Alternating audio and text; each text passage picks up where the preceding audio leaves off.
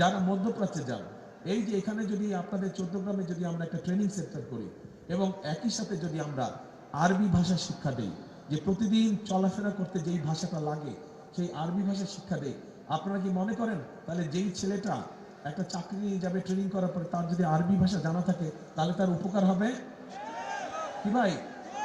বলতে হবে তো, কথা ভুল বললাম না ঠিক বললাম কি ভাই? ঠিক বলছি? উপকার হবে? আচ্ছা ঠিক আছে। তা আমরা এইভাবে আমরা কর্মসংস্থানের চিন্তা ভাবনা করছি যে দেশের যারা তরুণ বেকার যুবক যারা বেকার তাদেরকে আমরা এইভাবে করার চেষ্টা করছি। আসেন এবার এই এলাকার বহু মা বোনেরা ঘরে বসে বসে বিভিন্ন জিনিস তৈরি করে। আমরা চাইছি এই মা বোনদেরকে খুঁজে বের করতে এবং তাদের জন্য ছোট ছোট ব্যাংক লোনের, বেশি না হয়তো 10,000 20,000 50,000 ব্যাংক লোনের ব্যবস্থা করতে এবং একই সাথে সেই জিনিসগুলো যাতে করে তারা বিদেশে বিক্রি করতে পারে সেই ব্যবস্থাটা চিন্তা ভাবনা আমরা করেছি। সময় লাগবে, আস্তে আস্তে করতে হবে, কিন্তু আমরা করতে চাইছি। তো এখন আরেকটা কাজ একসাথে করতে যাচ্ছি, আমাদের পরিকল্পনার আরেকটা অংশ আছে, সেটা হচ্ছে আমাদের এই সমাজে এক শ্রেণীর মানুষ আছেন যেই মানুষগুলো আমাদের জন্ম থেকে শুরু করে মৃত্যু পর্যন্ত আমাদের পাশে থাকেন, আমাদের জীবনে বাঁকে বাঁকে বিভিন্ন বিপদ আপদে তারা আমাদেরকে পরামর্শ দেন। কারা তারা বলেন তো? তারা হচ্ছে আমাদের বিভিন্ন মসজিদ মাদ্রাসার খতিব ইমাম সাহেব মুয়াজ্জিম সাহেব, এই মানুষদের কথা বলছি।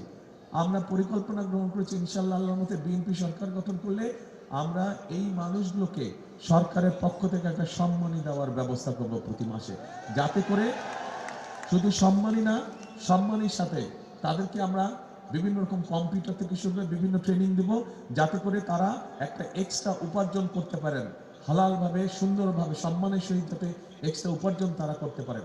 আমরা এইভাবে জিনিসগুলোকে পরিকল্পনাগুলোকে আগাতে চাচ্ছি। এখন আমার কথা কি এতক্ষণ মন দিয়ে শুনেছেন আপনারা? এই সামনে থেকে শুধু কয় হয়ে হয়ে, পিছন থেকে তো কেউ কিছু কয় না।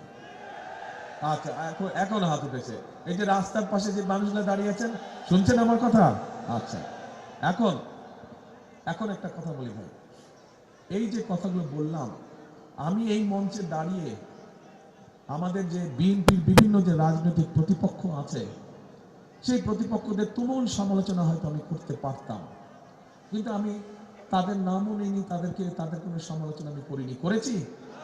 আচ্ছা, কারণ সামনে নির্বাচন, আমি কি করব আমার দেশের মানুষের জন্য, দেশের মানুষ তাই জানতে চায়, তাই না?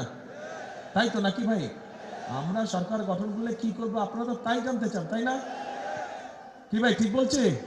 এই যে রাস্তার ধারে মানুষ যে, ঠিক বলছি তো? এখন আমি যদি অন্য মানুষের সম্পর্কে গীবত গাই, সমালোচনা করি, আপনার পেট ভরবে?